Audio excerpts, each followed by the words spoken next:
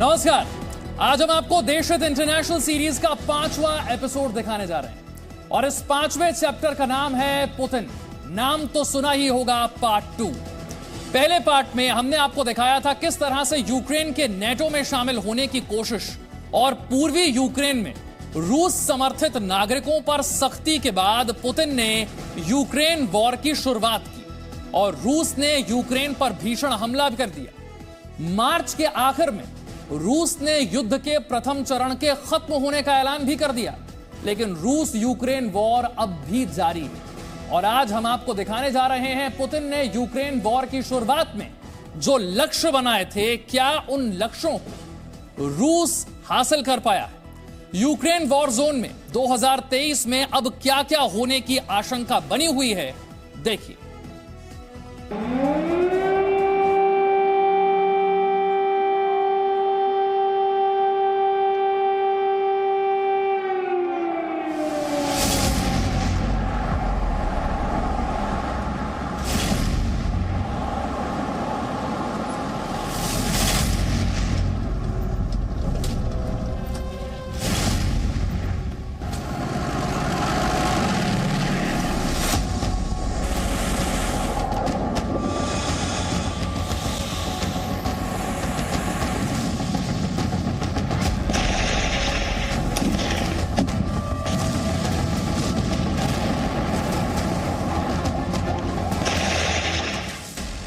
रूस के राष्ट्रपति व्लादिमीर पुतिन ने 24 फरवरी 2022 को यूक्रेन के खिलाफ मिलिट्री ऑपरेशन की शुरुआत की। दुनिया को लगा था महाशक्तिशाली रूस 10-15 दिनों में यूक्रेन को घुटनों पर ला देगा, लेकिन फरवरी में शुरू हुई वॉर मार्च को पार करते हुए अप्रैल तक पहुंच गई।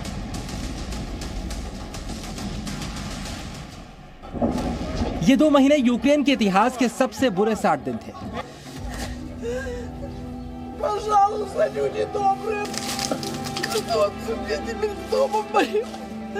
इस दौरान यूक्रेन ने तबाही और बर्बादी की दिल दहलाने वाली तस्वीरें देखी थी। दुनिया के सबसे घातक हथियारों के साथ रूस की शक्तिशाली सेना के हमलों के बाद यूक्रेन के लोगों की जिंदगी हवाई हमलों की चेतावनी देने वाले सायरनों और आसमान से आती मिसाइलों के हमले के बीच गुजर रही थी। पलायन, मौतें, अपनों को आंखों के सामने खत्म होते देखने का दर्द,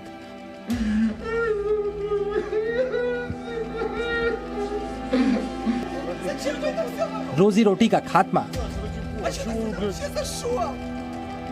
यूक्रेन के लोगों को 60 दिनों में इतना दर्द मिला जिसकी भरपाई नहीं की जा सकती। मार्च के आखिर में रूस ने अपने मिलिट्री ऑपरेशन के पहले चरण के खत्म होने का ऐलान कर दिया, लेकिन अब तक ना तो ज़ेलेंस्की झुके थे, ना ही पुतिन रुके थे। यूक्रेन वॉर जारी थी और तबाही की सबसे खौफनाक तस्वीरें आनी अभी बाकी थी। शुरुआत के 60 दिनों के भीतर रूस की सेना यूक्रेन की राजधानी कीव तक पहुंच चुकी थी। कई बड़े शहरों पर रूस का कब्जा हो चुका था। मरियुपोल, खेरसोन और खार्किव जैसे बड़े शहरों के ज्यादातर इलाके रूस के कब्जे में आ चुके थे। खेरसोन में बहुत ज्यादा प्रतिरोध का सामना रूसी सेना को नहीं करना पड़ा जैसे मारियोपोल में था, पर खेरसोन पर कब्जा करना रूसी सेना के लिए बहुत ज्यादा जरूरी था, क्योंकि दिनिप्रो नदी के सहारे यूक्रेन ब्लैक सी से जुड़ता है। रूस के लिए भी खेरसोन बहुत ज़रूरी था और यूक्रेन के लिए भी, क्योंकि रूस खेरसोन के जरिए यूक्रेन को ब्लैक सी से काटना चाहता है, एक रास्ता बंद करना चाहता है।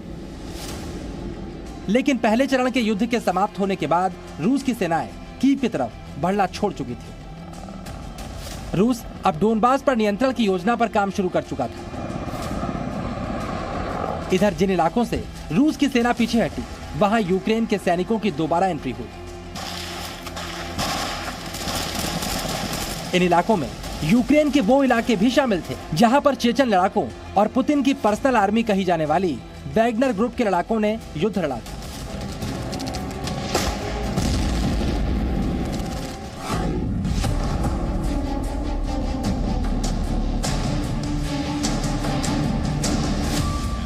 चेचन लड़ाकों के सरदार रमजान कादिरोव हमेशा से यूक्रेन को बुरी तरह कुचलने के पक्षधर थे और ऐसे में माना जा रहा है चेचन लड़ाकों ने प्रतिरोध करने वालों के साथ बहुत सख्ती की।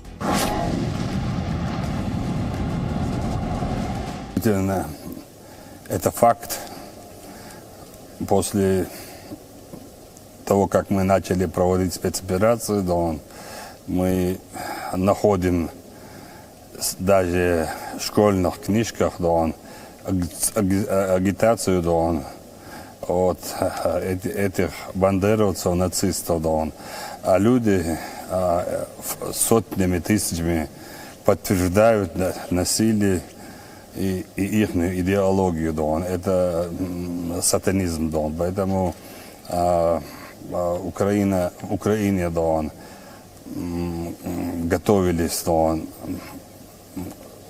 что-то страшному не только для России и для всего мира. Поэтому Владимир Владимирович не только заявил, но и начал навести порядок. इधर बुचा में जैसे जैसे यूक्रेन की सेना की एंट्री हुई, दिल दहलाने की तस्वीरें सामने आनी शुरू हो गई।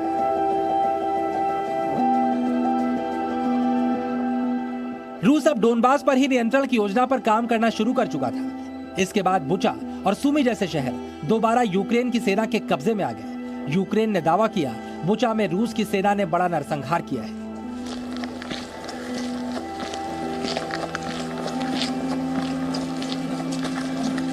जो बर्बरता, जैसा कि यूक्रेन कह रहा है, रूस की ओर से किया गया है, उसके सबूत कहीं ना कहीं ये है जिसे अब धीरे धीरे यूक्रेन पूरे विश्व के सामने रख रहा है।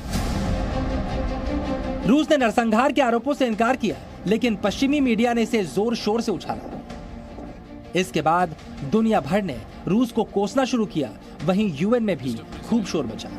Була на вулицях, замінована територія, заміновані навіть тіла вбитих. Повсюди наслідки мародерства. На нашій землі побувало концентроване зло, вбивці, кати, гвалтівники, мародери, які називають себе армією і які заслуговують тільки на смерть після того, що вони зробили. इधर एनर्जी के लिए रूस पर निर्भर पश्चिमी देशों को रूस पर लगाए गए प्रतिबंधों की कीमत भी चुकानी पड़ रही थी। अमेरिका और सहयोगी देशों ने रूस के बैंकों, प्रतिष्ठित लोगों पर प्रतिबंध लगाया। रूस की संपत्तियों को जब्त कर लिया गया। पश्चिमी देशों की योजना रूस को आर्थिक तौर पर कमजोर करके युद्ध रोकने का दबाव बनाने की थी, लेकिन पुतिन इसके लिए तैयार थे। पुतिन ने तेल और गैस के बदले रूबल में पेमेंट की शर्त लगा दी। पश्चिम ने रूस के तेल और गैस पर प्रतिबंध लगाया तो पुतिन ने चीन और भारत को तेल की सप्लाई बढ़ा दी, जिसके बाद यूरोपीय देशों में महंगाई से हाहाकार मच गया। इधर वॉर जोन में धमाके जारी थे। अप्रैल के मध्य में रूस को काला सागर से यूक्रेन पर मिसाइलें बरसाने वाले अपने युद्धपोत मॉस्कोवा के डूबने से भी बड़ा झटका लगा। यूक्रेन ने दावा किया उसने बायर-कतार ड्रोन और जैवलिन मिसाइलों के हमले से मॉस्कोवा को डुबो दिया है। मॉस्कोवा का गुस्सा रूस ने मरियुपोल और ओडेसा जैसे शहरों पर बमबारी करके निकाला।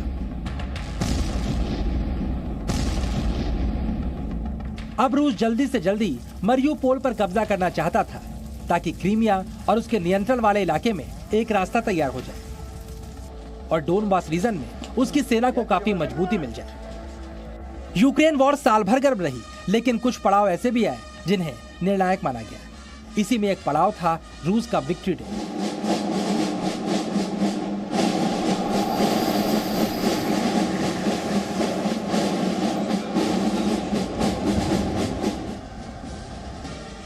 नाजी जर्मनी पर रूस की विजय का यह उत्सव कभी रूस और यूक्रेन मिलकर मनाते थे, लेकिन 2022 में स्थितियां बदल गई थी।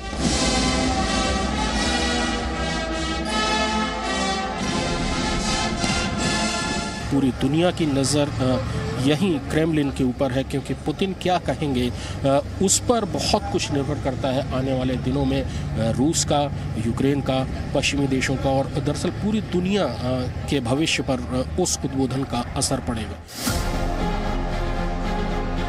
कुछ लोगों को उम्मीद थी 9 मई यानी रूस के विक्ट्री डे के दिन पुतिन वॉर खत्म करने का ऐलान करेंगे। कुछ को उम्मीद थी अब तक यूक्रेन में मिलिट्री ऑपरेशन चला रहे पुतिन पूर्ण युद्ध का ऐलान कर देंगे, लेकिन कोई बड़ा ऐलान हुआ नहीं। पुतिन ने रूस को बताया अगर यूक्रेन पर रूस हमला नहीं करता तो रूस पर नेटो हमला कर देता। पुतिन ने यह वादा भी किया जिस तरह द्वितीय विश्व युद्ध में नाजी जर्मनी की हार हुई थी, वैसे ही यूक्रेन में भी रूस के हाथों नाजीवादी ताकतों की हार हुई। Беспримерного подвига на фронте и в тылу. День Победы близок и дорог каждому из нас. В России нет семьи, которую бы не опалила Великая Отечественная война. Память о ней не меркнет. В этот день в нескончаемом потоке бессмертного полка дети, внуки и правнуки героев Великой Отечественной. Они несут фотографии своих родных, погибших солдат, которые навеки остались молодыми, и уже ушедшими от нас ветеранами.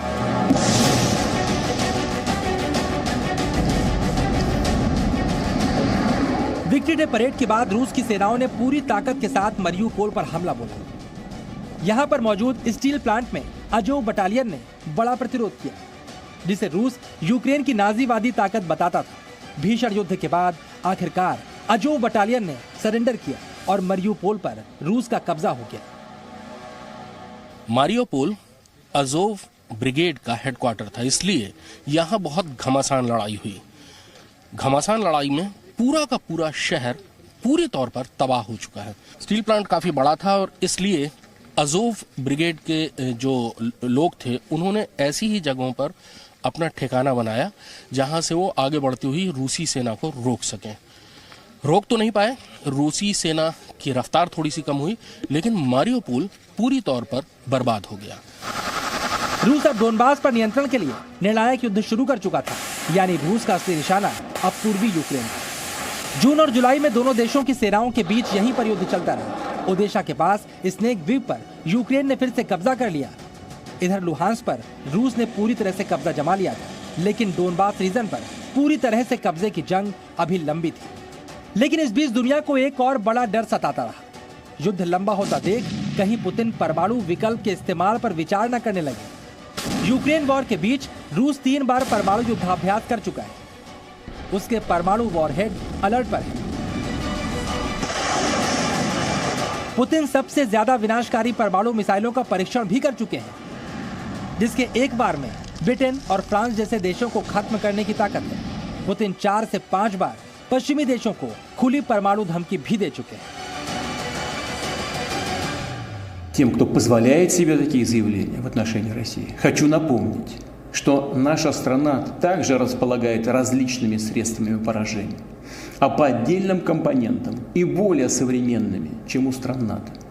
И при угрозе территориальной целостности нашей страны для защиты России и нашего народа мы, безусловно, используем все имеющиеся в нашем распоряжении средства. Это не блеф. А те, кто пытаются шантажировать нас ядерным оружием, должны знать, что роза ветров может развернуться и в их сторону. यही वजह है साल भर यूक्रेन पर परमाणु हमले की आशंका जाहिर की जाती रही। ये डर आज भी बरकरार है। इसी के साथ यूक्रेन वॉर के वर्ल्ड वॉर में बदलने का डर भी जाहिर किया जाता रहा। ये डर भी अभी जिंदा है। यूक्रेन वॉर शुरू करने वाले पुतिन इसे कभी भी हार के साथ खत्म नहीं करेंगे। यही वजह है उनकी परमाणु धमकी को दुनिया हल्के में नहीं लेती। ये सारे डर बहुत बड़े थे और दुनिया समझ नहीं पा रही थी कि पुतिन आखिरकार मानेंगे कैसे। कौन है जो पुतिन का गुस्सा शांत कर सकता है? कौन है जिसकी बात पुतिन समझ सकते हैं? इसके जवाब में दुनिया के सामने एक शख्स का चेहरा चमका। वो थे भारत के प्रधानमंत्री नरेंद्र मोदी।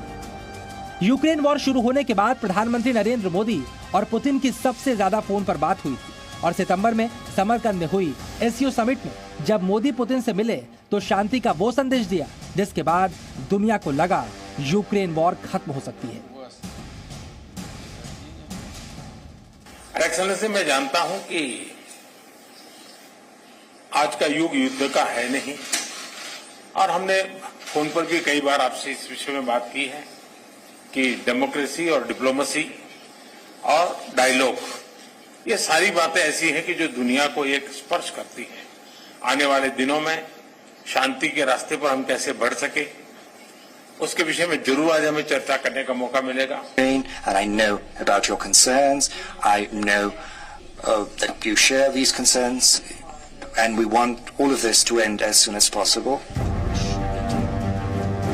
दरअसल भारत ही एक ऐसा देश था जिसने पुतिन से युद्ध रोकने की अपील भी की थी, यूक्रेन को मानवीय मदद भी दी थी और अमेरिका के दबाव को दरकिनार करते हुए रूस से अपने रक्षा और ऊर्जा संबंधों को बरकरार रखा था।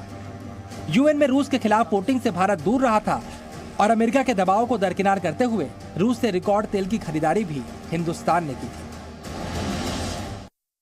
So actually buying much more from the Middle East and from other sources who would have supplied India. So it is a situation today where every country will try naturally to get the best deal possible for its citizens, will try to cushion the impact of this high energy prices, and that is exactly what we are doing. Now, we are not doing it in a defensive way. I mean, we have been very open and very honest about our interest. You know, I have a country which has a per capita income of $2,000. These are not people who can afford higher energy prices. It is my obligation, my moral duty to actually ensure that I get them the best deal that I can from the world. Putin ने संकेत दे दिए थे और सितंबर के आखिर में उन्होंने Ukraine के 4 इलाकों दोनेत्स्क, लुहांस्क, ज़ेपोरिजिया और खेरसोन के रूस में विलय का ऐलान कर दिया। यानी जिस उद्देश्य के साथ रूस ने यह मिलिट्री ऑपरेशन शुरू किया था वो पूरा हो चुका था। В Донецкой и Луганской народных республиках, Запорожской и Херсонской областях состоялись референдумы. Их итоги подведены, результаты известны. Люди свой выбор сделали. Однозначный выбор. Сегодня мы подписываем договоры о принятии в состав России Донецкой Народной Республики, Луганской Народной Республики, Запорожской области и Херсонской области.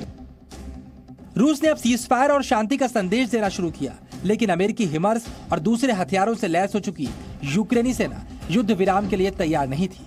ज़ेलेंस्की ने अपने इलाकों को वापस लेने की जंग शुरू कर दी। यूक्रेन ने खार्किव रूस से वापस ले भी लिया। इस इलाके में रूस की सेना भी बिना प्रतिरोध किए वापस लौट गई। अब रूस यूक्रेन वॉर कूटनीति और पूर्वी इलाके तक सीमित रह गई थी।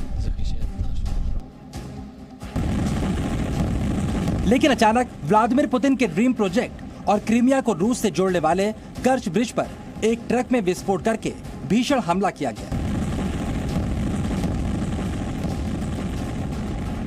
अक्टूबर में हुए इस हमले में 19 किलोमीटर लंबे कर्च रोड और रेल ब्रिज को धमाके से उड़ा दिया गया था।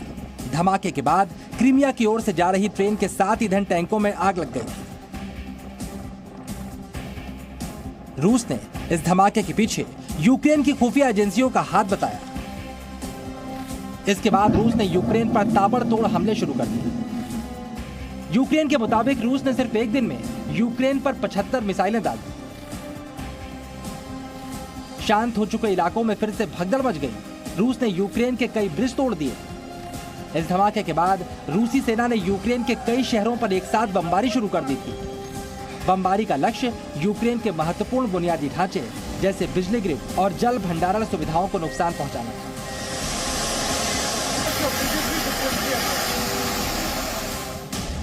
रूस के इस भीषण हमले के बाद यूक्रेन में एक बार फिर से पलायन शुरू हो गया। घरों को छोड़ने वालों में राजधानी कीव के नागरिक भी थे, क्योंकि सबसे ज्यादा धमाके वहीं पर हुए थे। लोगों को लगने लगा तबाही फिर से लौट आई है। क्रीमिया ब्रिज का प्रोजेक्ट पुतिन का ड्रीम प्रोजेक्ट था, इसलिए इस पर हमले की कोशिश का जवाब भी काफी भीषण था। पुतिन ने इस हमले को रूस पर हमला माना था और कर्च ब्रिज पर हुए धमाकों के बाद पुतिन ने एक बार फिर से यूक्रेन और सहयोगियों को इस बड़े हमले के जरिए बड़ा संदेश दिया था।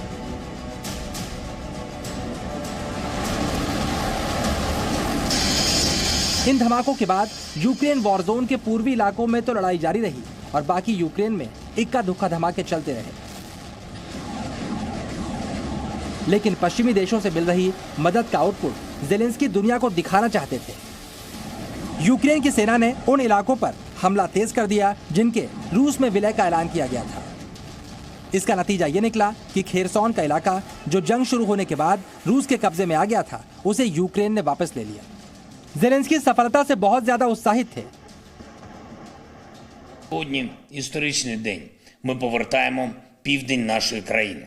Повертаємо Херсон. Станом на зараз наші оборонці на підступах до міста. Залишається ще зовсім трохи і починаємо заходити. Але спеціальні підрозділи вже у місті. उधर रूस का बयान भी जेलेंस्की के दावों की तस्दीक कर रहा था कि वॉर जोन के कुछ इलाकों में यूक्रेन अब रूस पर हावी हो रहा है। रूस के रक्षा मंत्रालय ने कहा, अपने सैनिकों की जान बचाने के लिए सेना को निप्रो नदी के इस पार बुला लिया गया है।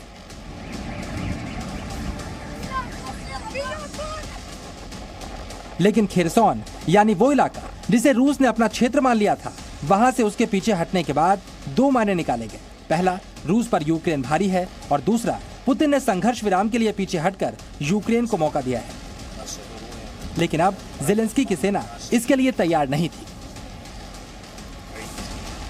फिलहाल खेरसॉन को यूक्रेन ने रूस से वापस ले लिया है। जेलेंस्की के पास अब अमेरिका से मिले पैट्रियट डिफेंस मिसाइल सिस्टम की ताकत भी, और वो अब रूस के द्वारा यूक्रेन के जीते गए सारे इलाके और युद्ध में नुकसान की भरपाई चाहते हैं। व्लादिमीर पुतिन ने शांति के संकेत तो दिए हैं, लेकिन वो हथियारों की फैक्ट्री में जाकर रूस की तैयारियों को परखते भी नजर आ रहे हैं। अमेरिका और यूरोप पूरी ताकत के साथ यूक्रेन के साथ डटे हैं। इसका अंदाजा इस बात से लगाया जा सकता है कि अमेरिका ने $45 बिलियन की मदद यूक्रेन को दी है। इधर रूस चीन के साथ अपनी दोस्ती और ज्यादा मजबूत कर रहा है, यानी ये जंग 2023 में भी जारी रहेगी, और पुतिन का संयम टूटा तो इस जंग का बहुत खौफनाक अंजाम हो सकता है। ब्यूरो रिपोर्ट, जी मीडिया।